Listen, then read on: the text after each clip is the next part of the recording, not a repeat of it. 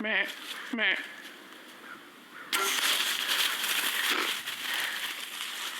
Why does a $1 powder sprayed on common weeds turn them into the most effective deer attractant on your property?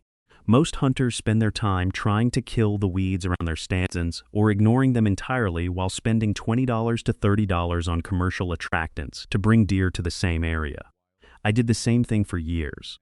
I sprayed glyphosate around my stand locations every spring to keep the brush down and then hauled mineral blocks and scent products in to attract deer to a spot I had just made less attractive by killing the natural browse. A buddy who manages food plots for a living in NW, Wisconsin finally pointed out what I was doing wrong during a phone call 4 years ago. He said, "You are killing the one thing that brings deer to that location for free, and then paying $25 to replace it with something that does the same job worse. The weeds are the attractant. You just have to make them better weeds. The way you make them better is a foliar spray of borax dissolved in water. 1 tablespoon of 20 Mule Team borax, roughly 14 grams, about the weight of 3 nickels, dissolved in 1 gallon of water and sprayed on the leaves of whatever is growing within 20 yards of your stand, roughly the distance from the pitcher's mound to home plate. The borax does not attract deer directly. It changes the sugar chemistry inside the plant leaves by activating a transport system that most weeds in whitetail habitat are running at half capacity, because the soil is boron deficient. The treated weeds become measurably sweeter. I've tested this with a refractometer, which is a handheld instrument that measures sugar concentration in plant juice, roughly $30 on Amazon, about the size of a small flashlight. You crush a leaf, squeeze a drop of juice onto the glass plate, hold it up to the light, and read the Brix number on the scale inside. I have become the guy at deer camp who crushes leaves and reads numbers off a little telescope. My hunting buddies think I have lost it. My camera data says otherwise. The deer browse them preferentially over identical untreated plants 30 yards away. And you never placed a single attractant product in the woods. The browse itself became the magnet. I will walk you through the plant biology of why this works, the exact spray ratio, the timing that matters more than the mixture, and which weeds respond best. Stay until the end because there is a second spray addition using blackstrap molasses that a food plot consultant in southern Illinois described to me as the closest thing to a legal food plot you can create without planting a single seed. Before you spray anything in the woods, 2 things to check. First, some states restrict the application of any substance intended to attract deer, and a court could argue that spraying weeds to increase their attractiveness to deer constitutes baiting. Check your state wildlife regulations. The interpretation varies. Second, borax at concentrations above 2 tablespoons per gallon can damage or kill vegetation. The dose I am recommending is below the phytotoxicity threshold for most broadleaf plants, but I burned a patch of clover on my first attempt because I eyeballed the measurement instead of using a measuring spoon. Measure it, 1 level tablespoon per gallon. Not a guess. The science starts with understanding what boron does inside a plant. Boron is a micronutrient that most people associate with deer mineral supplements and antler growth, same compound from the borax stump video on this channel. But inside a plant, boron serves a completely different function. It is required for phloem loading, which is the process by which sugars produced during photosynthesis in the leaves are loaded into the phloem, the plant's internal plumbing system, and transported throughout the plant body. The phloem is like the circulatory system in your body, except instead of blood, it carries sugar water, a solution of sucrose dissolved in water that feeds every growing tissue in the plant. Without adequate boron, the loading mechanism stalls. The sugars build up in the source leaf where they were produced but cannot move. The leaf signals the chloroplasts, the tiny green factories that run photosynthesis, to slow down production because the transport system is backed up. The plant produces less sugar overall because the pipeline is clogged. Research from the USDA Agricultural Research Service documented that boron-deficient plants produce 15 to 40% less total sugar than boron-sufficient plants of the same species growing in the same conditions.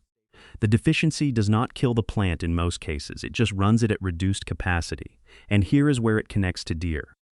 A whitetail's tongue has roughly 1,700 taste buds, which is about 15 times fewer than a human's, roughly 10,000 taste buds, but still enough to detect differences in sugar concentration between 2 plants of the same species growing side by side.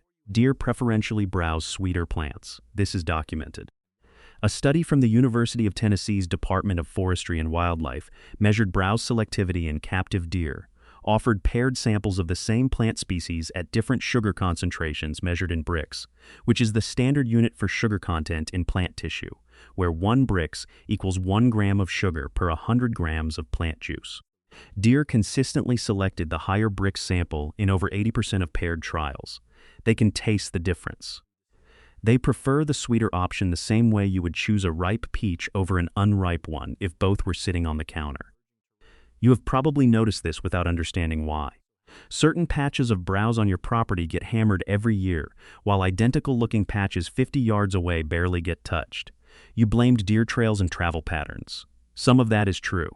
But part of the difference is the sugar content of the plants themselves, which varies based on soil mineral availability, sunlight exposure, and moisture. The borax spray lets you control one of those variables intentionally instead of leaving it to chance. The Brix difference does not need to be dramatic. A 2-point increase on the Brix scale, say from 6 to 8, was enough to shift browsing preference in the Tennessee study. Quick pause here. Everything I just walked through, and 100 more tricks like it, is sitting inside the Buck Hunter's Bible, 2026 edition. 280 pages of the stuff that actually puts deer on the ground. And right now, if you grab it, I am throwing in the 30-day opening day roadmap, completely free. That is a 60-page day-by-day preseason plan that walks you from the first scout to opening morning, so you start this season ahead of every other hunter in the woods. Link in the description, QR code on screen. This is the season you stop guessing. And a single foliar application of borax on a boron-deficient plant produces a Brix increase of roughly 2 to 4 points within 7 to 14 days of application based on refractometer readings I have taken on treated versus untreated goldenrod, clover, and ragweed on my properties over 3 seasons. Quick pause here. Everything I just walked through and 100 more tricks like it is sitting in the Buck Hunter's Bible, 2026 edition. 280 pages of the stuff that actually puts deer on the ground. And right now, if you grab it, I am throwing in the 30-day opening day roadmap completely free. That is a 60-page day-by-day preseason plan that walks you from the first scout to opening morning. So you start this season ahead of every other hunter in the woods. Link in the description, QR code on screen. This is the season you stop guessing. The application method matters as much as the mixture. You are spraying the leaves, not the soil. This is a foliar application, meaning the boron enters the plant through the leaf surface, not through the roots. Root uptake of boron from soil takes weeks. Foliar uptake takes days because the boron absorbs directly through the stomata, which are the microscopic pores on the underside of leaves that the plant uses for gas exchange. Like tiny breathing holes roughly 10 to 20 microns across, about 1/5 the width of a human hair. You need a standard pump sprayer, the kind you can buy at any hardware store for $10 to $15. Fill it with 1 gallon of warm water, not hot, just warm from the tap, because warm water dissolves borax faster than cold. Add 1 level tablespoon of 20 Mule Team borax. Shake or pump until the powder is fully dissolved. The solution should be clear with no visible crystals.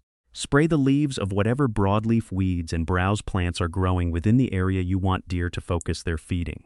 Roughly a 20 to 30 yard radius around your stand location, about the distance across a bowling lane. Spray until the leaves are wet but not dripping. You are coating the leaf surface, not drowning it. 1 gallon covers roughly 200 to 300 square feet of leaf surface, about the size of a single-car garage floor. I spray in the early morning or late evening when the stomata are open and the sun is not intense enough to evaporate the solution before the leaves absorb it. Do not spray in full midday sun.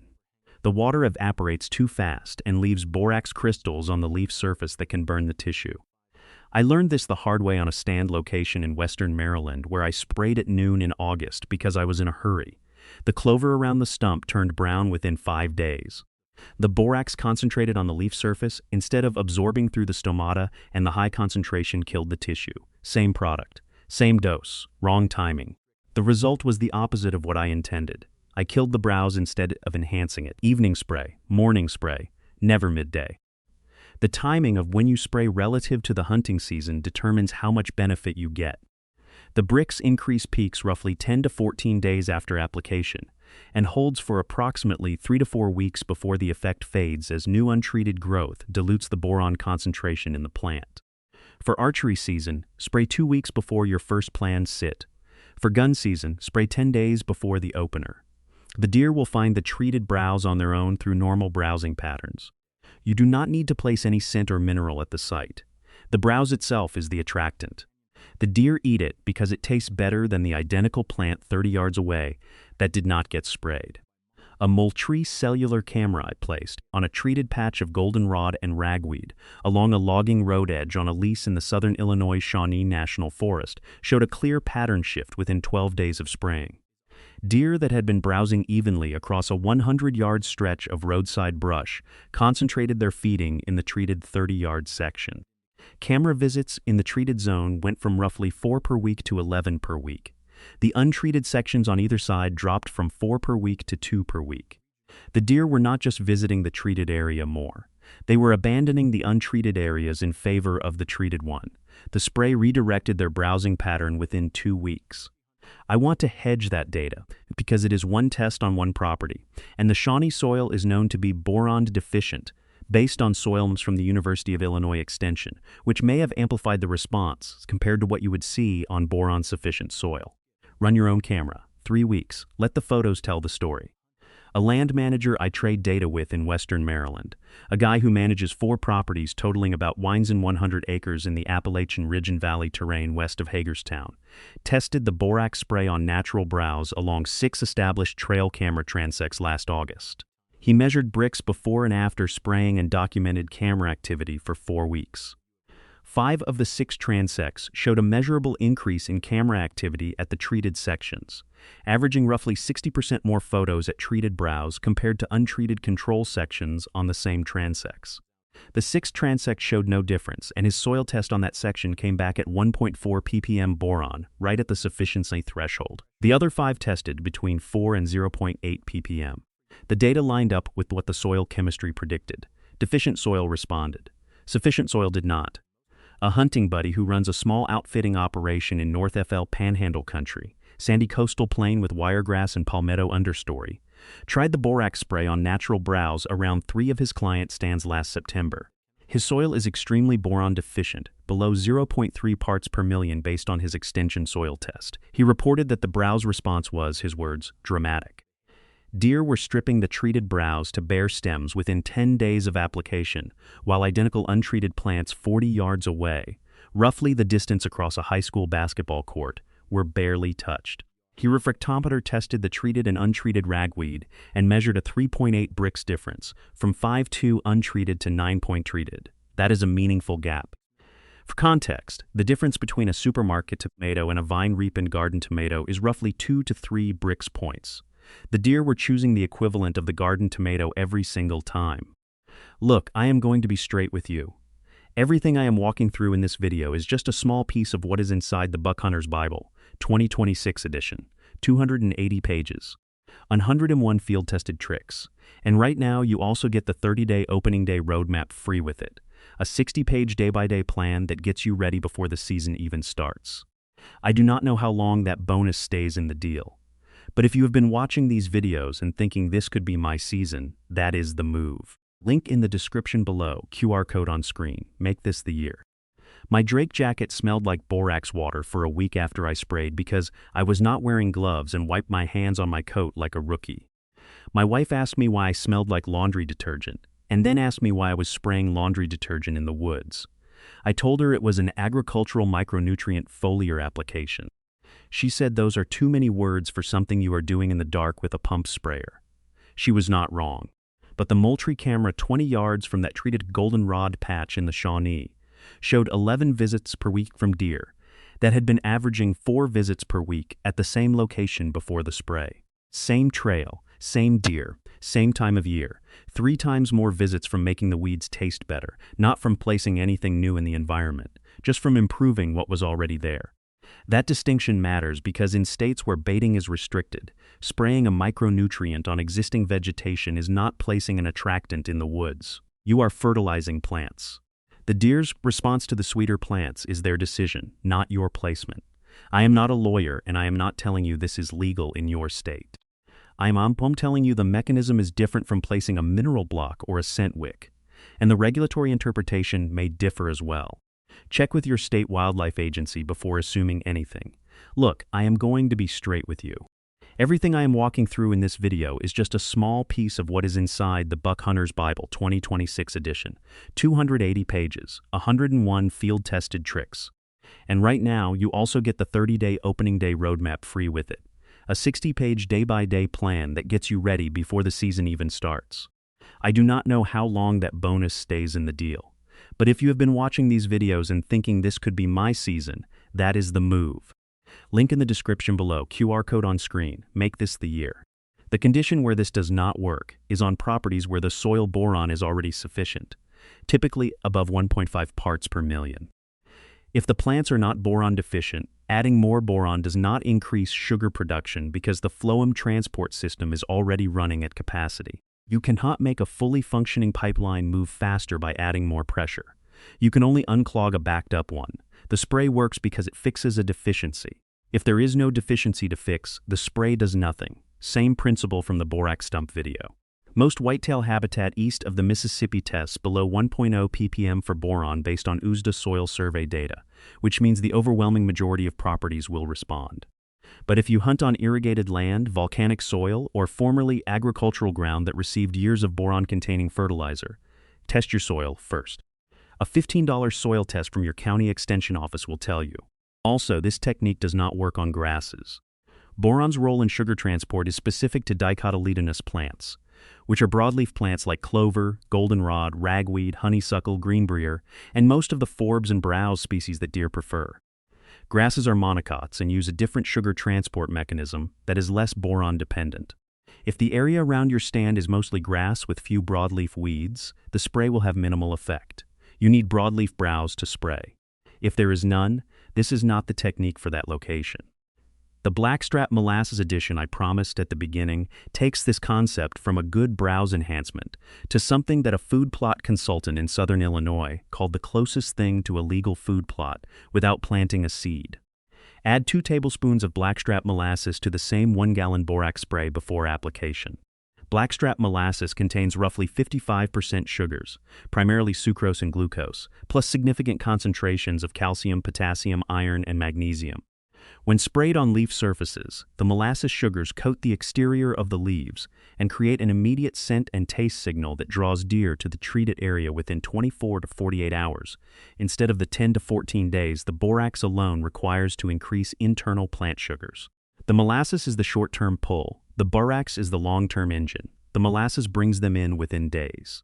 The borax makes the plant itself sweeter, so the deer keep coming back after the surface molasses washes off in the first rain. I tested the combination versus borax only on paired sites in NW, Wisconsin over a 4-week period. The borax only site took 12 days to show increased camera activity. The borax plus molasses site showed increased activity within 3 days.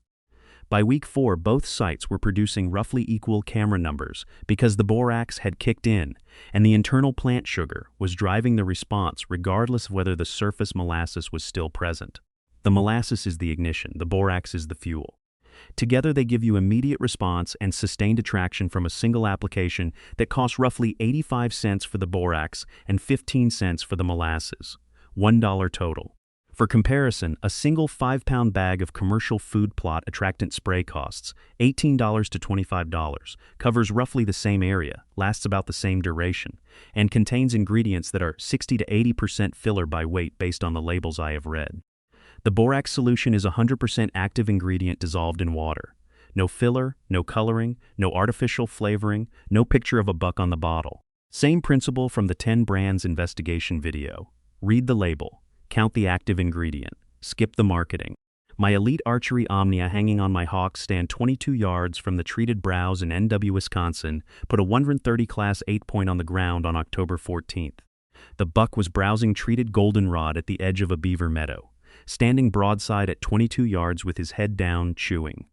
He had walked past the untreated goldenrod on the south side of the meadow without SBA and crossed directly to the treated patch on the north side, where I had sprayed 18 days earlier. The refractometer readings I had taken the day before the hunt showed the treated goldenrod at 8.7 bricks and the untreated at 5.1 bricks on the south side. A 3.6-point difference. The deer walked past 5.1 to eat 8 and down. Same plant, same species, same meadow. Different sugar content. 1 tablespoon of borax and the Winchester Deer Season XP round did the rest. The weeds you have been ignoring are the attractant you have been paying $25 to replace. Spray them, make them sweeter, and the deer will come to your stand to eat what is already growing there. No mineral blocks, no scent wicks, no products with a picture of a buck on the front, just better weeds, $1, one spray, and a pump sprayer you probably already own. The weeds have been there the whole time, growing around your stand, growing along the trails the deer already use, growing in the exact locations you need the deer to stop and feed. You have been stepping over the attractant on the way to hang the attractant. 1 tablespoon of borax in a gallon of water changes the sugar profile of every broadleaf plant it touches. The deer taste the difference within 2 weeks, and the browse you have been ignoring becomes the reason the deer show up at your stand instead of your neighbors. Spray it this fall. Measure the bricks if you want the data, or just count the camera photos.